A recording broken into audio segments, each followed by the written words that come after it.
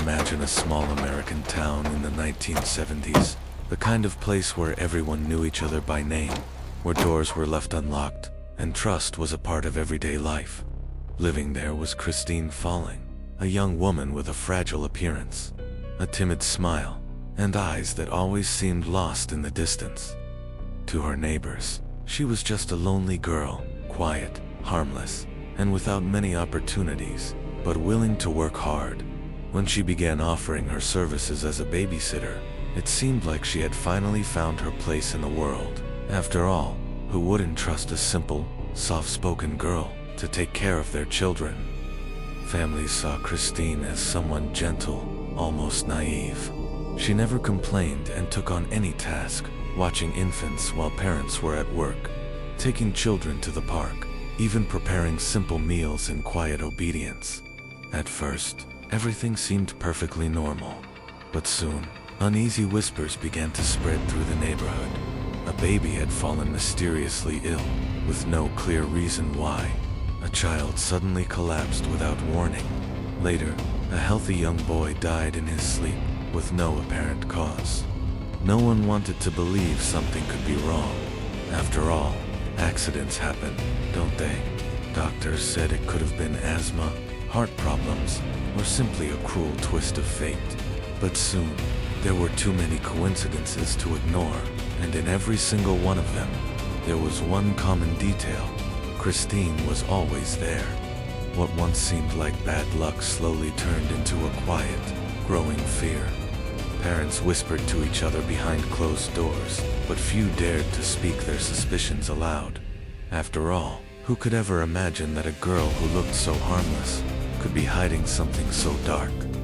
What no one knew was that behind that vacant stare lived a dark impulse, one that would soon surface and turn the town's quiet routine into a living nightmare. The deaths began to happen with disturbing frequency. Healthy children, with no history of illness, simply stopped breathing while under Christine's care. Doctors listed them as sudden deaths, but the numbers didn't make sense. It was impossible for so many tragedies to keep happening around the same person. One of the parents finally confronted her on a hot, heavy afternoon, while the neighbors watched from a distance. "Christine, why does it always happen when you're there?" he asked, his voice trembling, almost a whisper. She lowered her eyes, slowly shaking her head. "I don't know. I guess God takes who he wants." That answer, seemingly innocent, sent chills through everyone who heard it. With every new tragedy, the young woman grew more distant, almost detached. While families wept, Christine would watch in silence, her eyes cold and unfocused, as if she were somewhere else entirely. What stood out the most was the strange mix of calm and unease that surrounded her. On some nights, neighbors claimed they could hear her muffled laughter outside in the yard, always after another child had been buried. Others said they heard her whispering to herself, mumbling incoherent phrases, as if she were speaking to someone who wasn't there.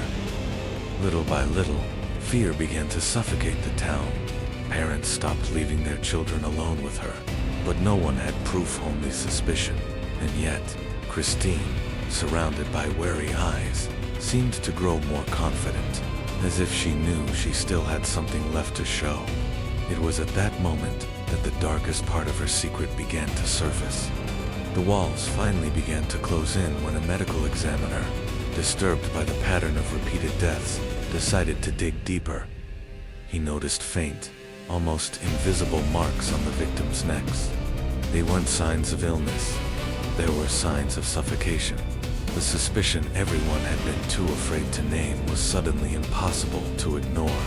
Under pressure from the police, Christine initially denied everything, but faced with the evidence, her mask finally slipped.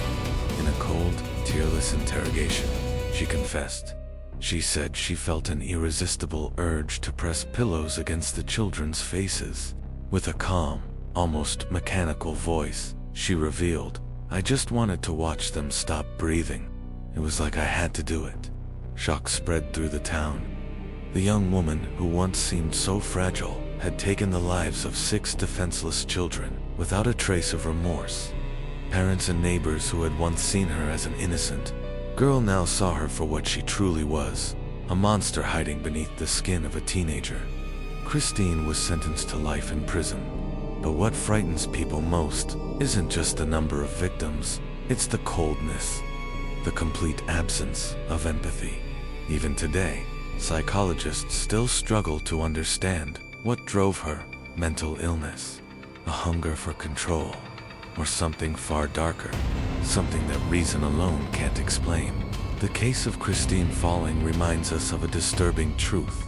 Sometimes, danger doesn't come from shadowy strangers hiding in the dark. It can be inside your own home, smiling, earning your trust, and waiting for the right moment to strike.